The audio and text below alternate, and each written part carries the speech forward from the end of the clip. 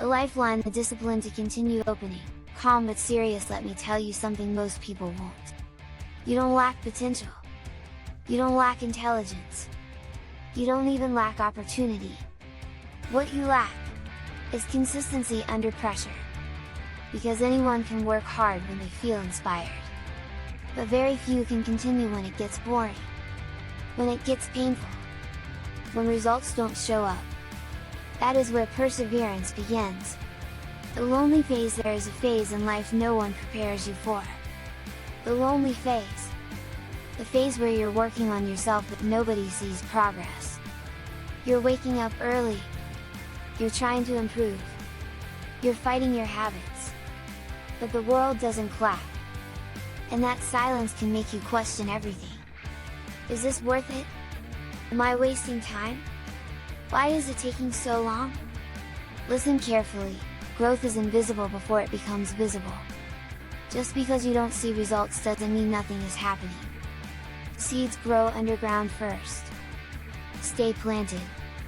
The truth about discipline is not motivation. Discipline is commitment after motivation disappears. It's studying when your friends are relaxing. It's working out when your body feels heavy. It's practicing when you're tired. Discipline is doing what needs to be done even when your mind tries to negotiate. Your mind will say, skip today. Start tomorrow. You deserve a break. And sometimes, rest is necessary. But excuses? Excuses destroy potential. Discipline is winning the internal battle. Every single day. Pressure builds strength. You want a strong mind? Then accept pressure. You want confidence? Then face difficulty. Confidence is not built by comfort. It's built by surviving hard days. Every time you push through when it's difficult, you become mentally stronger. Every time you refuse to quit, you increase your self-trust. And self-trust is powerful. When you trust yourself to keep going, nothing can truly stop you. The breaking point. There will be moments you feel like breaking. Moments when you're exhausted. Moments when giving up feels peaceful. But understand this, the breaking point is often the turning point. Most people quit at 90%. They never see what happens at 91%. What if your breakthrough is one more effort away? One more week? One more try? One more disciplined decision? Don't let temporary emotions steal permanent success. Discipline is self-control. If you cannot control yourself, you cannot control your future. Your habits shape your identity.